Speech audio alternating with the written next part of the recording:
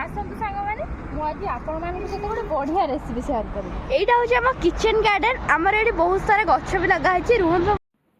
एबे मु एठु किछि मेथी पत्र उपाड़ी कि नेबी। तो चलंतु देखिबा। एबे मु किछि मेथी पत्र उपाड़ी नै गली।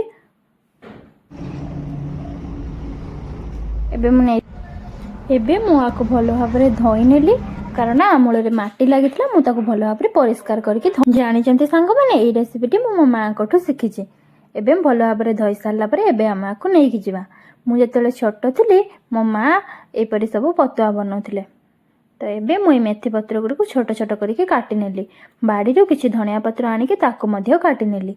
एबे आलू को मुई परि छोट छोट करके काटिछि। मसला नेइछि जीरा सरिष रसुण आ गोटे सुखिला लंका मु धनिया पत्र मेथी पत्र आ ए मसला को भलो भाबरे बाटी नेली। बाटी नेला परे टमाटो को मु छोट छोट करके काटी नेली। मु एबे पतुआ बनैया पई ए पात्रटी को नै जे एटा मो मां को बनाती मो मां इटारे पतुआ बनाती। एबे मु प्रथमे आलू को रखिली आलू परे मु टमाटो को रखिली तापरे मु जो रखिथिली बाटी के ताको सब पकेई देली। तापरे हळदी लंका गुंड लूण न सरिष तेल पकेई कि मु टिके गळै देली। गळै सारला परे एबे गैस ऑन करली। गैस को मीडियम रो हाई फ्लेम रे देकी 20 मिनिट जाए रखिली। 20 मिनिट पर मु आसी देखिली टिके टिके हेतला। तापरे पानी मरिवा जाए ताको रखिली। तापरे गोटे सुंदर पत्ता हे गला। आपण आको मुढी रे पखाळ रे